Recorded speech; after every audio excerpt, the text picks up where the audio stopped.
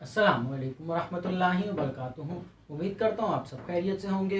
Welcome to HS home tutor. तो आज की इस वीडियो में हम पढ़ने जा रहे हैं modulus of a complex numbers के बारे में। इससे पिछली वीडियो में हमने कॉम्प्लेक्स नंबर्स की बेसिक टर्म्स पढ़ ली थी, जिसमें हमने कॉम्प्लेक्स नंबर की डेफिनेशन पढ़ी थी, एडिशन ऑफ कॉम्प्लेक्स नंबर और सब्ट्रैक्शन, मल्टीप्लिकेशन और डिवीजन ऑफ कॉम्प्लेक्स नंबर हमने पढ़ लिया था। आज हम modulus of a complex number पढ़ने जा रहे हैं। लेट कर लेते हैं, हम फर्ज कर लेते हैं एक कॉम्प्लेक्स नंबर है हमारे पास, जिसको हमने z का नाम दिया, जो बराबर है a प्लस आयोटा बी के। इस फंक्शन का हमने, इस कॉम्प्लेक्स नंबर का हमने मॉड्यूलस मालूम करना है। मॉड्यूलस को हम शो करते हैं इस तरीके से। अगर हमने किसी भी टर्म का मॉड्यूलस मालूम करना होता है, समझ लेते हैं मॉड्यूलस होता क्या है। फर्स्ट कर लेते हैं, ये हमारे पास एक्स एक्सिस है और ये y एक्सिस है, और यहाँ पर एक पॉइंट है हमारे पास जिसको x और y कोई वैल्यूज है जिसकी। अब इसकी y की जो वैल्यू होगी वो यहाँ से लेकर यहाँ तक होगी, और जो x की वैल्यू होगी वो ये होगी, मतलब कि ये x का डिस्टेंस और ये y का डिस्टेंस। ओरिजिन से लेकर इस पॉइंट तक का जो डिस्टेंस होता है, ये हमारे पास एक राइट एंगल ट्राइंगल बन गया। आसान अल्फाजों में, जो इस राइट एंगल ट्राइंगल की हाइपोटेन्यूज जो होता है वो हमारे पास क्या कहलाता है, मॉड्यूलस ऑफ दिस नंबर। कोई भी कॉम्प्लेक्स नंबर जो होता है उसका हाइपोटेन्यूज जो हमारा राइट एंगल ट्राइंगल बनता है, उस राइट एंगल ट्राइंगल का हाइपोटेन्यूज उसका क्या कहलाता है, मॉड्यूलस कहलाता है। या आसान अल्फाजों में ओरिजिन से लेकर उस पॉइंट तक का डिस्टेंस क्या कहलाता है, मॉड्यूलस। तो इस टर्म का मॉड्यूलस का फार्मूला कैसे बनेगा, इसका फार्मूला है हमारे पास root a square plus b square. ये इसका फार्मूला है। ये फार्मूला पहले भी हम पढ़ चुके हैं फिजिक्स में, मैट्रिक क्लास में हमने पढ़ा था, जिसमें हमें बोला जाता था टोटल फोर्स मालूम करनी है। तो टोटल फोर्स किसके बराबर होती थी, फोर्स के एक्स कंपोनेंट के स्क्वायर के और वाई कंपोनेंट के स्क्वायर के होल रूट के। इससे हमें क्या मिलती थी, टोटल फोर्स मिलती थी। तो यहाँ पर भी हमने यही काम करना है। ये एक हमारे पास कॉम्प्लेक्स नंबर है जिसका हमने डिस्टेंस मालूम करना है ओरिजिन से, तो उसको हमने मॉड्यूलस से जाहिर किया, जो बराबर है किसके, उसके एक्स कंपोनेंट के स्क्वायर के, और b क्या है, उसका y कंपोनेंट के स्क्वायर और होल रूट के बराबर है। एक एग्जांपल ले लेते हैं इसको सॉल्व करने के लिए।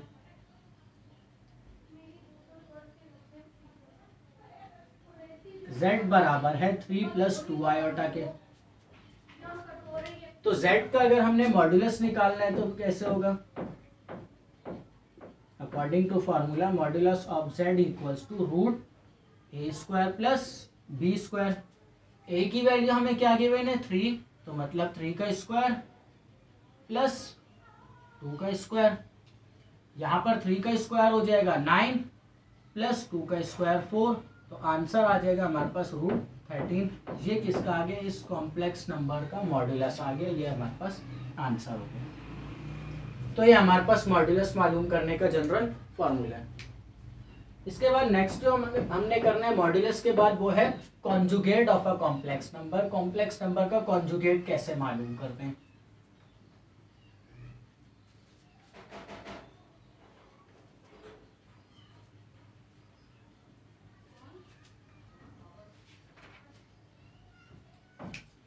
हमने मालूम करना है conjugate of a complex number. First कर लेते हैं, लेट कर लेते हैं, हमारे पास एक कॉम्प्लेक्स नंबर है जो z के बराबर है, जो क्या है a plus iota b. z एक कॉम्प्लेक्स नंबर है जो कि a प्लस आयोटा बी के बराबर है। अगर इसका हमने कॉम्प्लेक्स नंबर का कॉन्जुगेट लेना है, तो इसका कॉन्जुगेट किसके बराबर होगा, z conjugate equals to a plus iota b का होल कॉन्जुगेट। अब ये कॉन्जुगेट का साइन जब हटेगा, तो यहाँ पर जो हमारे पास इमेजिनरी पार्ट है, आसान अल्फाजों में जिस नंबर के साथ हमारे पास आयोटा लगा हुआ है, उस नंबर का साइन चेंज हो जाएगा।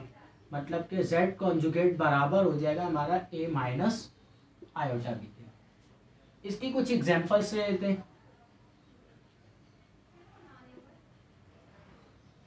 एग्जाम्पल में हमारे पास फर्स्ट एग्जाम्पल हम z1 का नाम देते हैं, जिसको, जो कि हमने अभी पिछले सवाल में भी की, 3 प्लस 2 आयोटा का कॉन्जुगेट। यहाँ पर इसका कॉन्जुगेट को आएगा 3 माइनस 2 आयोटा।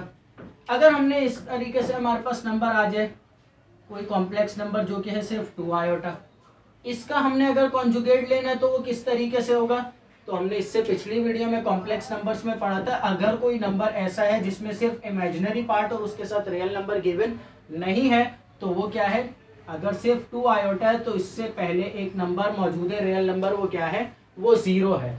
हमने कॉन्जुगेट लेना है तो इमेजिनरी पार्ट का साइन क्या हो जाएगा, -2, तो ये z का कॉन्जुगेट आ गया।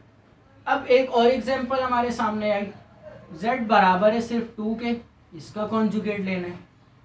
तो z कॉन्जुगेट क्या होगा हमारे पास, अगर सिर्फ 2 एक रियल नंबर है तो इसका कॉन्जुगेट भी सिर्फ 2 ही आएगा, क्योंकि हमने अभी अभी पढ़ा कॉन्जुगेट लेते वक्त सिर्फ साइन चेंज होता है इमेजिनरी पार्ट का, जिसमें रियल पार्ट पर कोई फर्क नहीं पड़ता। यहाँ पर हमारे पास इमेजिनरी पार्ट था 0 आयोटा, और 0 आयोटा का साइन चेंज भी कर दिया जाए, जो 0 नंबर है वो प्लस हो या माइनस हो, उससे नंबर के ऊपर हमारे कोई फर्क नहीं पड़ता, तो इसलिए ये सेम ही रहेगा। ये था conjugate of a complex number. इसके बाद कॉन्जुगेट की कुछ प्रॉपर्टीज है, कुछ थ्योरम्स हम पढ़ेंगे कॉन्जुगेट के बारे में, जिसमें सबसे पहले नंबर पर है हमारे पास z equals to,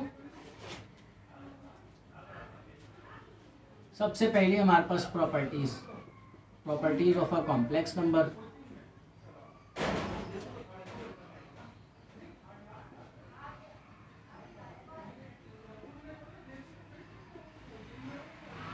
z conjugate का whole conjugate equals to z।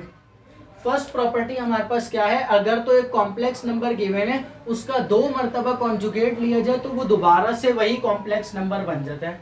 तो स्टार्ट करते हैं, देखते हैं ये प्रूफ होती है नहीं।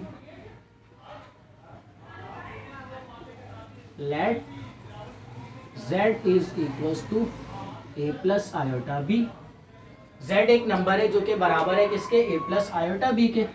तो जब हम z का कॉन्जुगेट लेंगे तो वो बराबर हो जाएगा a प्लस आयोटा b के होल कॉन्जुगेट के, और जब ये कॉन्जुगेट का साइन हटेगा तो ये आ जाएगा a माइनस आयोटा b। और हमने क्या लेना है, डबल कॉन्जुगेट लेना है, तो अगेन कॉन्जुगेट ले लेंगे।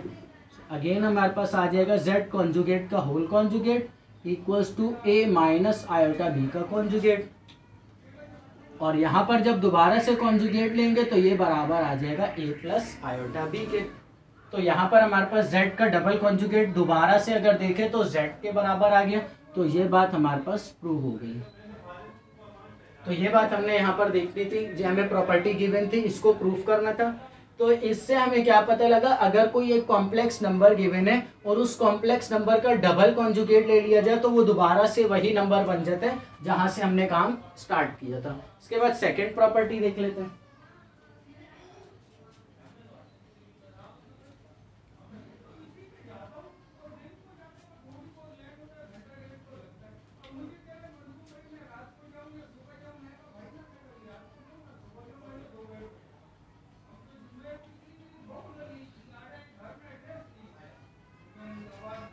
अब यहाँ पर हमने प्रॉपर्टी क्या प्रूफ करनी है, अगर तो 2 कॉम्प्लेक्स नंबर्स को प्लस किया जा रहा है और फिर उसके बाद उनका होल कॉन्जुगेट लिया जाए, या दोनों का अलग अलग कॉन्जुगेट लेके फिर प्लस किया जाए, तो ये दोनों नंबर्स क्या होंगे, बराबर होंगे। तो स्टार्ट कर लेते हैं हम। लेट कर लेंगे हमारे पास z1 बराबर है a प्लस आयोटा b के, और z2 बराबर है c प्लस आयोटा d के। लेफ्ट हैंड साइड ले लेंगे, मतलब कि z1 प्लस z2 का whole conjugate equals to a plus iota b plus c plus iota d का होल कॉन्जुगेट। अब हमने यहाँ पर चेंज करना है कॉम्प्लेक्स नंबर का, मतलब कि इमेजिनरी पार्ट का साइन। तो पहले इन दोनों नंबर्स को प्लस कर लेते हैं। प्लस करने का तरीकेकार a plus c plus iota into b plus d, whole conjugate आ जाएगा यहाँ पर। अब यहाँ पर हमने क्या करना है, इसका इमेजिनरी पार्ट का साइन चेंज करना है, तो कॉन्जुगेट के जरिए से क्या हो जाएगा, साइन चेंज हो जाएगा, minus iota into b plus d. अब दोबारा से इनको अलग अलग करना है हमने, तो यहाँ पर आ गया a plus c minus iota b minus iota d. अगर देखा जाए तो ये एक आयोटा इमेजिनरी पार्ट है, ये भी एक इमेजिनरी पार्ट है, ये दोनों रियल पार्ट्स हैं। तो इस वाले रियल पार्ट को दोबारा से इसके साथ मिला देंगे, तो ये बन जाएगा a माइनस आयोटा बी, और फिर आ जाएगा प्लस सी, तो फिर दोबारा से आ जाएगा माइनस आयोटा डी। देखा जाए तो ये a माइनस आयोटा बी है, और a माइनस आयोटा b पे अगर कॉन्जुगेट लगाया जाए तो ये साइन चेंज हो जाएगा माइनस, मतलब कि ये माइनस अगर हम चेंज कर दें प्लस में a प्लस आयोटा b में, तो यहाँ पे इसके ऊपर हमें कॉन्जुगेट लगाना पड़ेगा और ये आ गया प्लस, और यहाँ पर आ जाएगा c प्लस आयोटा d का कॉन्जुगेट। और अगेन दोबारा रिवर्स जाएं तो a प्लस आयोटा b किसके बराबर है, z1 के z1 का कॉन्जुगेट और यहाँ पर z2 का कॉन्जुगेट। तो इस प्रॉपर्टी से हमें क्या पता लगा, अगर तो दो कॉम्प्लेक्स नंबर हैं उनका होल कॉन्जुगेट लिया जाए, वो दोनों कॉम्प्लेक्स नंबर प्लस हो रहे हैं और उनका होल कॉन्जुगेट लिया जाए, या दोनों कॉम्प्लेक्स नंबर का अलग अलग कॉन्जुगेट लेकर प्लस किया जाए, तो वो आंसर हमेशा क्या होंगे, बराबर होंगे। इसी तरीके से यहाँ पर एक और प्रॉपर्टी देख लेते हैं। अब सेकेंड प्रॉपर्टी क्या है, हमारे पास थर्ड नंबर पे प्रॉपर्टी है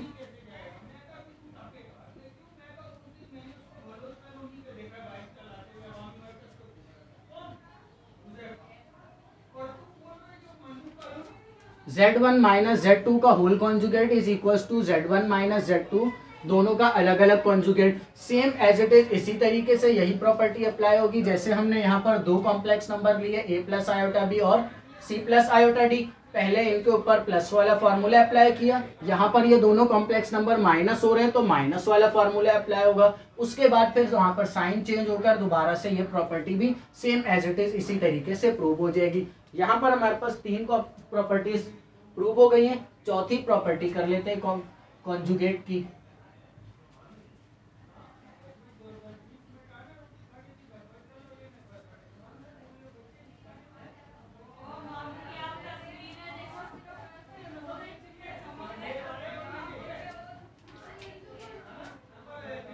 चौथी प्रॉपर्टी हमारे पास गिवन है z1 मल्टीप्लाई बाय z2 का कॉन्जुगेट